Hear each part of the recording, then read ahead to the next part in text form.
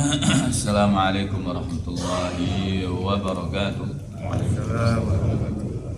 Innal hamdalillah nahmaduhu wa nasta'inuhu wa nastaghfiruh wa na'udzu billahi min shururi anfusina wa sayyiati a'malina.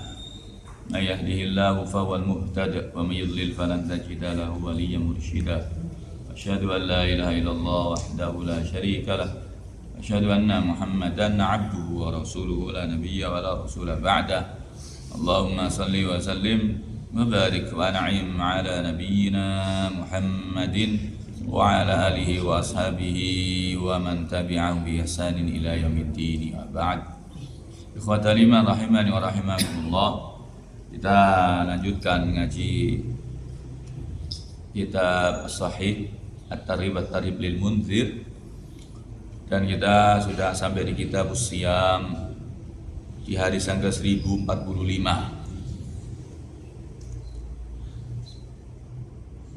Hadis tentang At-Targhib, yaitu anjuran, atau At-Tarhib, bahkan larangan mengkhususkan puasa di hari Jumat.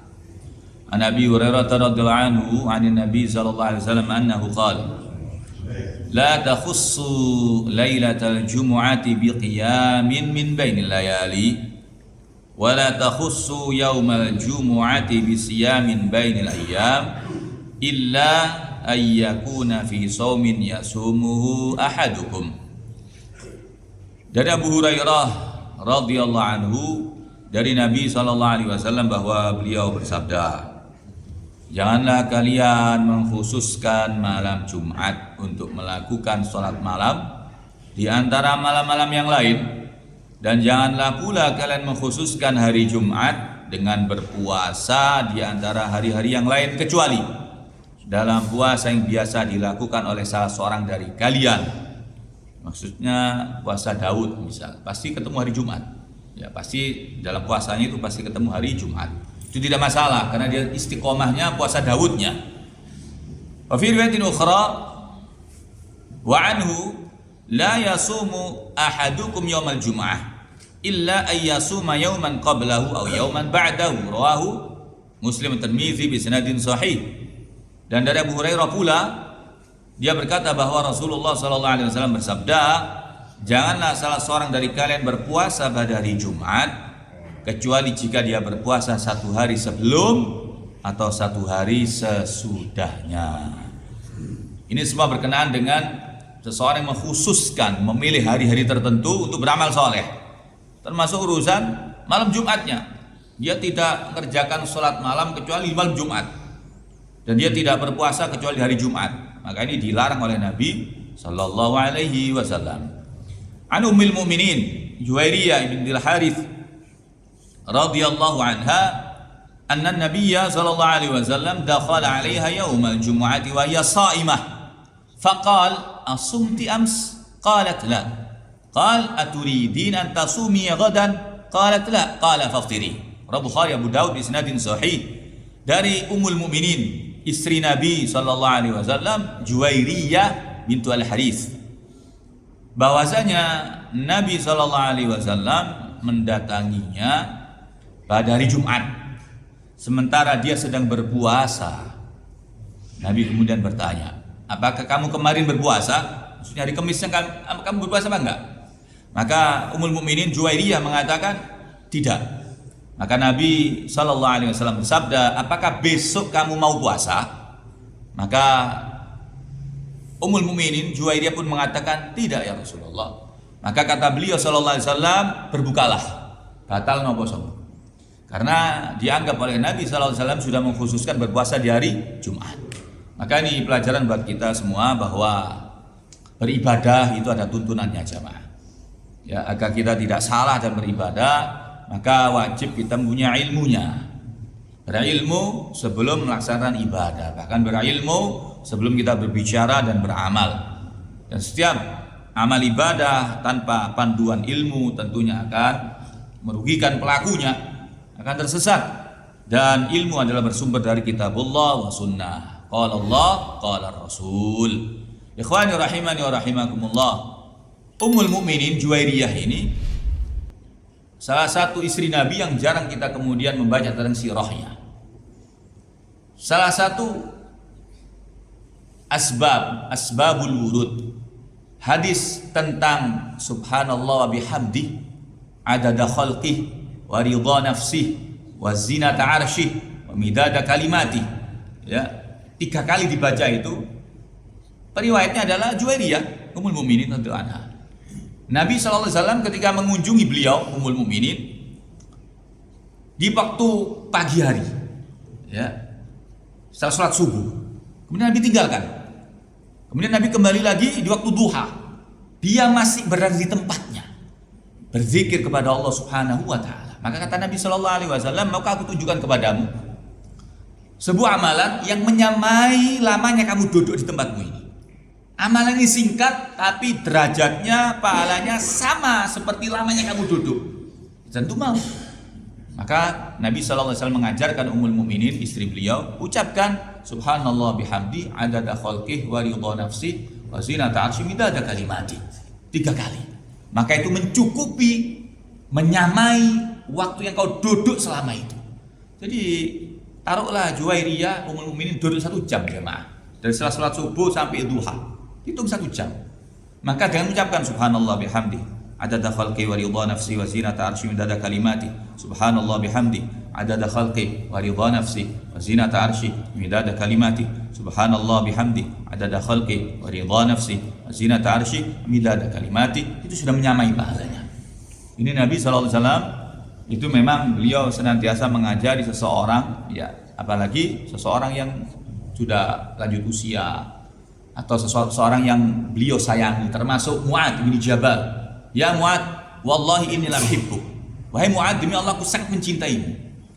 La tada'anna fi kulli duburi salatik an taqul Allahumma a'inni ala dzikrik wa syukrik wa husni ibadatik. Ini hadis ini khas.